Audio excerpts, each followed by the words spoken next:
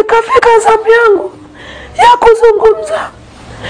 Nikiwa katikati ya kujenga hoja yangu ambayo ndio nilikuwa naizungumza, nikakatishwa. Nikaambia makamu, ili unielewe vizuri na upate uhalisia vizuri, nipe muda nizungumze. Akasema kaa chini. Nikasema ufanye utende haki, nisikilize. Naomba unipe muda nikusimulie vizuri hili jambo, kwa sababu unatakiwa ulijue kiundani. Akasema kwamba kaa chini. Nikasema sawa mwenyekiti, lakini tunaonewa, naomba utusikilize. Akasema toka nje.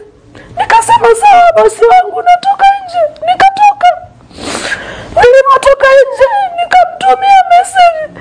Nikasema mwenyekiti, naomba nirudi makamu, naomba nirudi mheshimiwa. Kuja kujitambua nimeshikiliwa na watu.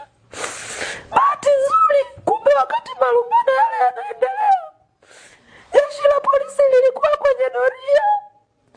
Jeshi la polisi lilikuwa kwenye doria ya kawaida. Kumbe polisi walikuwepo. Alikuwepo OCD, alikuwepo mkuu wa kituo na maaskari wengine wawili walikuwa kwenye doria ya usiku. Kumbe walisikia zile kelele tunazolumbana pale nje, kwa hiyo wakasogea.